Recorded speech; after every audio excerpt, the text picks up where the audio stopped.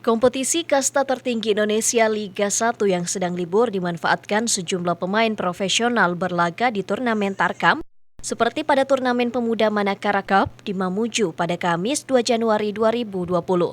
Sejumlah pemain jebolan Liga 1 ambil bagian seperti pemain PSM Makassar yang juga merupakan pemain Timnas U22, Asnawi Mangkualam Bahar, M. Arfan, Fajri, Asri Akbar dari Borneo FC, Skipo dan Rapiut dari Persija. Mereka memperkuat tim-tim Zul Samusengana FC yang berada pada babak 8 besar turnamen ini berhasil mengalahkan tim Bayangkara FC dengan setengah lusin gol tanpa balas. Asri Akbar mengapresiasi turnamen ini yang banyak melibatkan anak muda. Punggawa Borneo FC tersebut meminta pemain di Mamuju memperbanyak latihan dan kompetisi. Di sini sangat banyak penonton, bagus.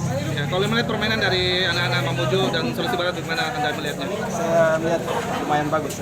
Apalagi mereka banyak menurunkan pemain muda, jadi bagus buat turnamen ini untuk pemain muda juga. Ya, kira-kira apa yang perlu dibenahi?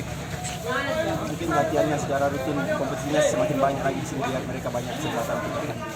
Sementara itu, kehadiran punggawa Timnas U22 Indonesia Asnawi Mangkualam disambut oleh masyarakat Mamuju. Beberapa pecinta bola menyambangi Asmawin usai wasit meniup peluit tanda berakhirnya pertandingan, sekedar ingin mengambil gambar atau swafoto. Ketua Panitia Muhammad Irfan mengatakan dengan kehadiran pemain profesional pada turnamen Pemuda Manakara Cup akan semakin memberikan semangat kepada pemuda Sulbar, khususnya Mamuju, untuk terus berlatih. Dari Mamuju, Imran Jafar, jurnalis harian Radar Sulbar, melaporkan.